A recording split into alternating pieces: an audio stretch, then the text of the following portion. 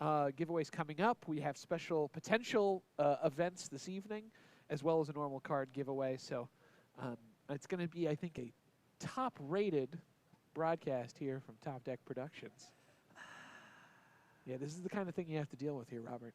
I'm well aware. And this is a good, I think, keepable hand that Andy is looking at right now. I see 2 Tron land. I see a map. So It's 2 towers, but yeah. he's got a green source as well for that Ancient Stirrings. That's definitely got to be a keep. So yeah, it's possible.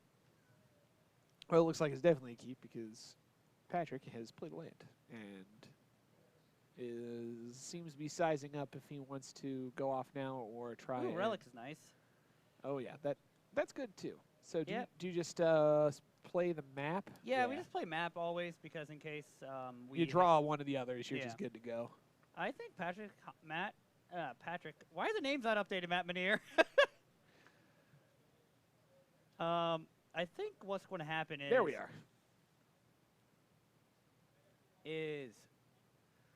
So Patrick in hand right now has double Phoenix, Thought Scour, Faceless Loot, and Surgical.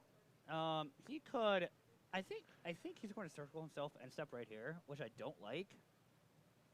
Because next turn he's guaranteed to get 2 Phoenixes in a bit. He can get 2 Phoenixes in play. Okay, he draw Lava Dart, cool. But I mean, he could technically do that. I don't think he wanted to. He got so excited to see that Lava Dart with the Sacrifice a Mountain flashback because he knows he's there now. Yeah, he's so got to do it in order. I mean, he could take the safe line of just not doing anything. He could have Thought Scoured himself again, on his turn, then cast his Faithless Loot in his hand. So he drew 2 Serum Visions off that. I think he is in fact taking the line I would take, which is there's no time like the present when you are playing against Tron. Yeah. If you can start getting 6-ya, 6-ya, 6-ya, and you really only need a bolt to win before he goes nuts, that seems like the way to go. Yeah, so he was guaranteed 2 Phoenixes this turn no matter what. Right. Because he could have just waited till his turn to Thought Scour himself, then Faceless Loot in to put these 2 Phoenixes, and he could just use Surgical as a 3rd spell. I see what you mean. He didn't have to do it on end step. Yeah, it was in my opinion, it was like an unnecessary risk. Now I still would Surgical. You can Surgical yourself and only fill. You can basically fill the fine. He just exiles the Pluto Delta. You can just this is the only one I want to search. I want to shuffle my library. Right. So you go through the act of, this is good and fun. You need others. Yeah. Unless he actually does want to take them out just because he just doesn't want to. He wants to compress his deck. There's cons in both. If he had actual stuff in his graveyard, he wouldn't discard. Yeah, if he had actual dead card, then I guess that would be a good time to get rid of it. But apparently the sound is low.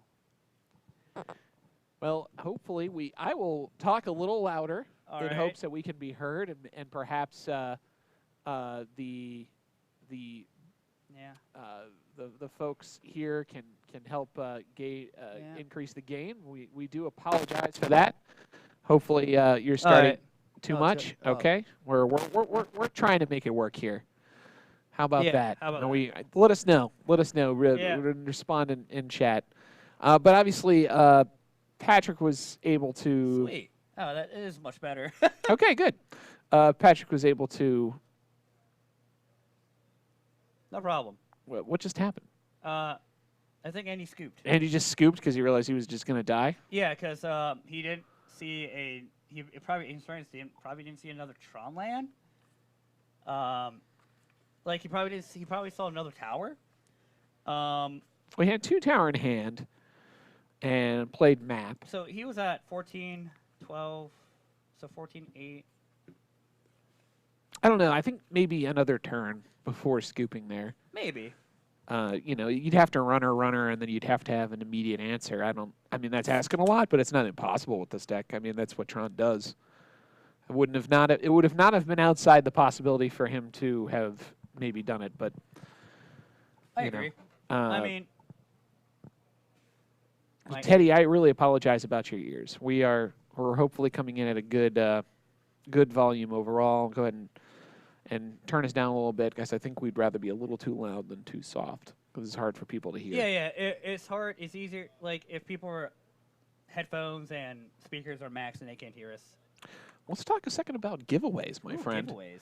So thank you for joining us here on Top Deck Productions. We do appreciate it. We have a weekly giveaway. Our normal weekly giveaway this week is one City of Brass. This is the modern event deck printing of the City of Brass.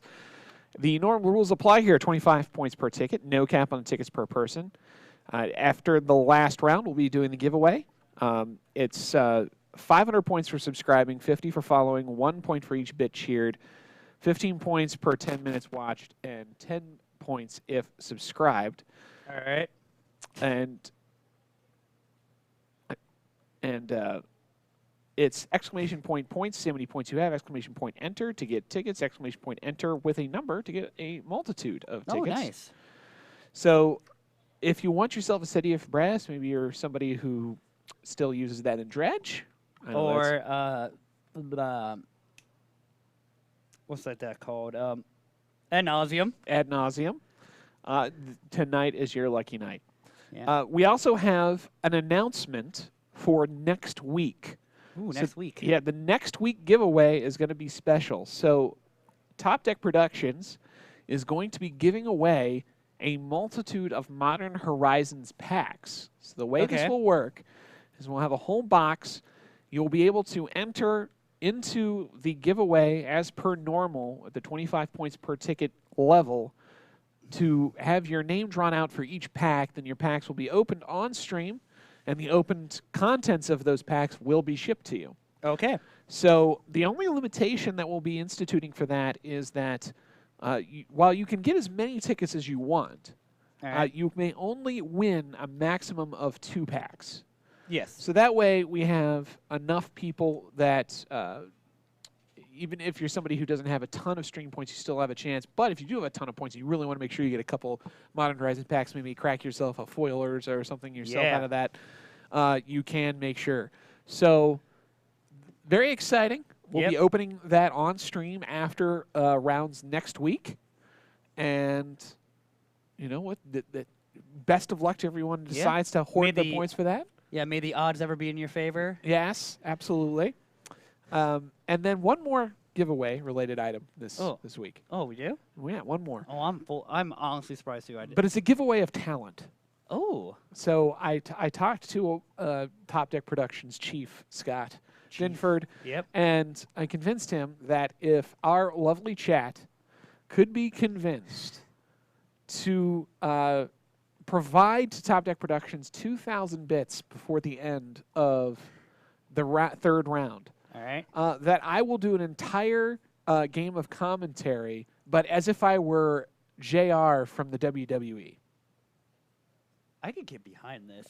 So I assure you I had to do a very good JR impression. That I have, in fact, worked on my wrestling calls by way of magic in the past. All right. And if we see 2,000 bits provided to Top Deck Productions during tonight's stream before the beginning of the fourth round, because obviously I'll have to have done it by then, we will Total McCage 1029 is definitely on my level. So if you want to hear us do a WWE style call for a game of Magic, you can have that happen this evening. I assure you, it's well worth it. I want to look up how WWE is announced between rounds, just in case this happens. You need to look this up. Like there's some tasty bits I'm sure on YouTube that you can see for yourself, what you can yourself into. I assume it's just like a lot more fast paced and over the top than normal. You might be right. I'm just taking a solid guess here. It's just fast paced, over the top, and full of hyperbole. Yeah. Full of hyperbole, but donate 4,000 not to make it. You know what? If we get 4,000 from one person, guaranteed not to happen. I'll take that. All right. I'll take that. And speaking of things to take, Andy's got a tough decision here. Yep, the London Mall. I don't know. I see reasons to do so, and I see reasons not to. I like his hand. I like Mullen, and I like keeping his hand. I guess you're really down to. We have turn 4 Tron. Yeah. Oh no, shipping it. He's shipping it. I can see why too, because Yeah. you could have turn 4 Tron, or you could just die. Yep. And with the London Mulligan, why not try and go for a better 5 out of 7? I think you could probably make a better 5 out of 7. Yeah, you can just get Tron on turn 3 and go there. Yeah. So, but yes, I've played several City of Brass in my day. I was surprised to see that it's still a staple in certain decks, but it makes sense to me the ones that are, you know? What? You know, the ones that really need the extra, like, mana flexibility but don't really care about their life totals very much. Okay, I see what you mean. You know, 4K again, do I hear 4.5? You want to hear 4.5K for it not to happen. I mean, you know, at this point, no one has provided any bits. So, you know, if the threat of it will generate more donations than the promise of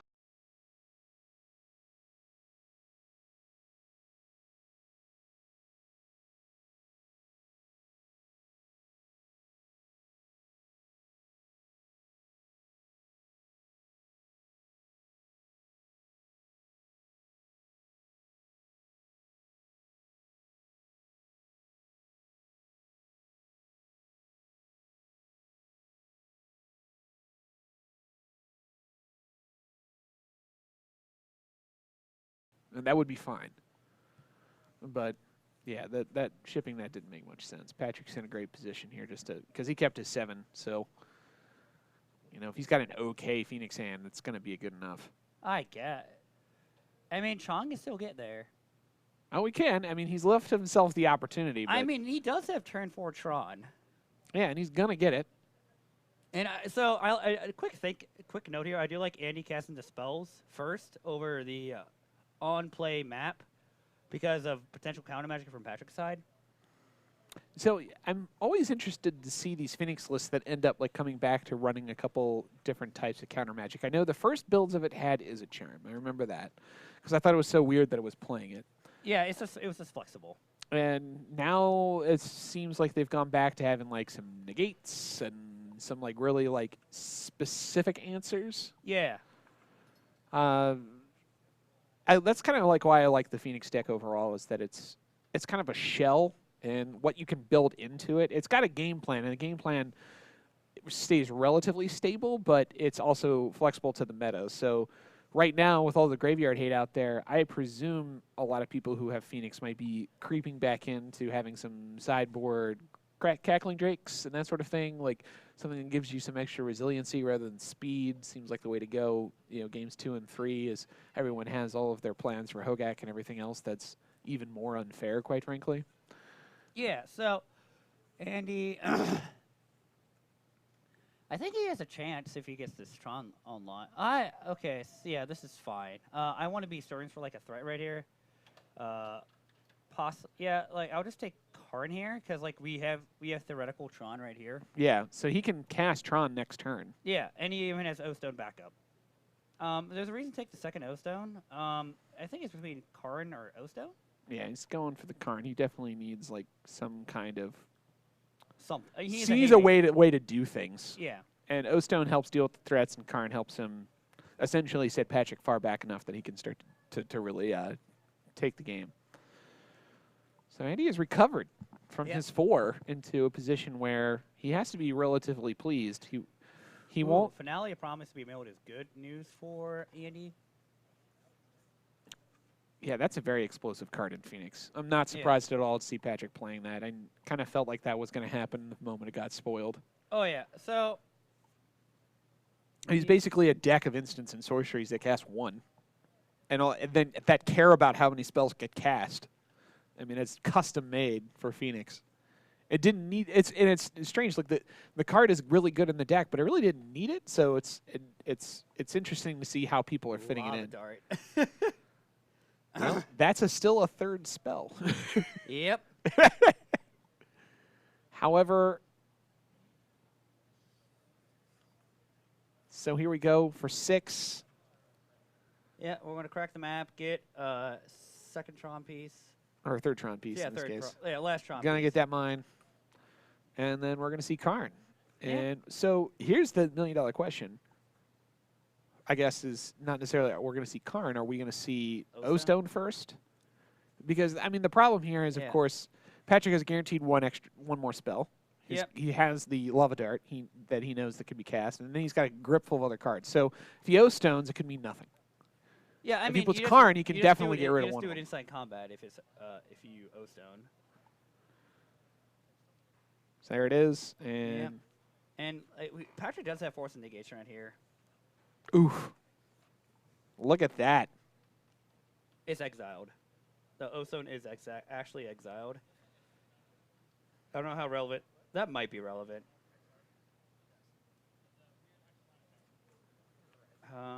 So Andy can Sylvan Scryen for what can he Sylvan Scryen for? What kind of utility lands would he have Why do you think Glacial post-board Chasm in Modern?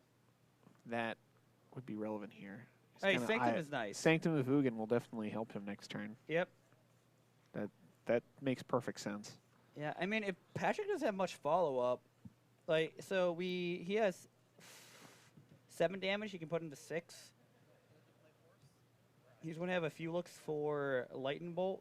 Manamorphose is a good draw, I guess. I mean, Patrick still has to think about, like, okay, how much of this gas do I just want to keep in my hand? Attack with Phoenixes. And Yeah. prepare myself for dealing with some kind of, like, repeatable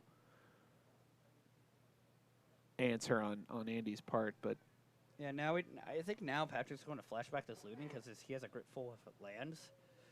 yeah, he's got the land for it, too, and he's got the mana for it, too, and he's Yeah. got things he can and probably does want to get rid of. Yeah. So if draws a spell off of it, it's probably a net win. Yeah. And like if he draws a Vanilla Phoenix, he does have Lava Dart in the graveyard to flashback. Alpine Moon is a. That's just on time, actually. Yep, that's going to basically be game. Unless Andy draws a Nature's Claim. It's Patrick's perfect information on Andy's hand right now. Yeah. So you play Alpine Moon, you win. I mean, unless Andy draws Nature's Claim. He would have to draw a Nature's Claim off the top, Yeah. but that's going to be what it takes. Uh, So Andy's not even